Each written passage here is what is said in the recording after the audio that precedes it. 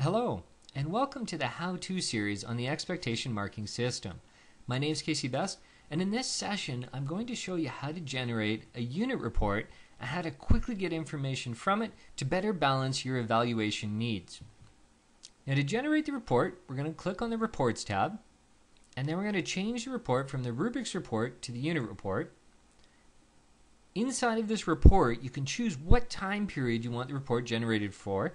So whether it's the entire year, the full year, whether it's term 1, term 2, or just the time period for the progress report in term 1, and if you have a progress report for term 2, you can do the same there as well. Now in this case, we're just going to leave it for the full year. Based on the time period that you choose, it's going to show you only the units applicable to that time period. So in this case, we're just going to leave it on Unit 1. And inside of the report, we have our students down the left-hand side, and we have the assignments for that unit across the top.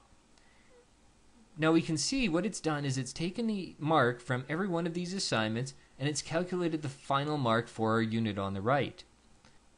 Now inside of this report, we can get a lot of information very quickly. The red boxes show us which of our students are struggling. The gray boxes show us which of our students weren't evaluated for that assignment. So if, for example, Alder is an IEP student and has a modified IEP for math, we can see that he was evaluated for assignment 1, but there were no expectations for him for assignments 2 to 7, and therefore he doesn't have a mark for those assignments. So we can very quickly realize that we need to go back and we need to add in expectations for him so that we get a proper evaluation of math for him. We can also see that there are other students that weren't evaluated in assignments 3 to 7. Now, this is a split grade 6-7 class, and inside of here you can see that the grade 6s were evaluated across all of the assignments, but the grade 7s didn't have any expectations for assignments 3 to 7.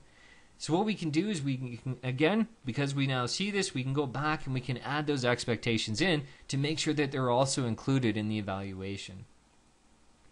You can also see our grade 6 students were evaluated using letters, and our grade 7 students were evaluated using percentages, and that's exactly what the Ontario curriculum requires. It's that grade 6 and under is supposed to evaluate those letter grades, and grade 7s and 8s should be evaluated with percentages.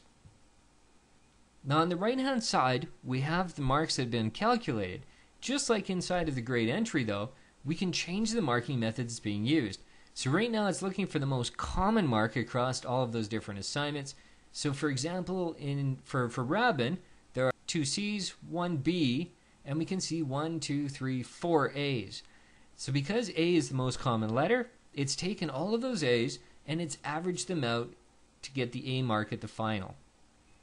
Now if we want instead, we can switch it over to average. And what it's going to do now is it's going to take the average of all the different letters and produce the final mark. So now Rabin's getting an A- instead.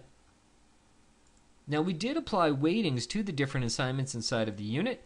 So if we want to take those into account inside of our marking, we can do it for both the most common and for the average. So in this case, we're going to turn it over to average, and we can see assignment 1 has got a 50% weighting for this unit. So this C plus is going to matter a lot more than this A plus. And you can see that as it's resulted out in a B instead. Now if we switch over to most common with the weighting, we can see that the C plus now becomes very important, and because there's 2 C pluses, it now becomes more common than the A's, and his final mark becomes a C plus instead. So depending on how you want to evaluate your students, there's a lot of flexibility in there in order to give you a better idea of how your students are doing. That's a quick overview of the unit report. In the next session, we're going to show you some of the other reports. Thank you very much for your time, and I look forward to seeing you in the next session.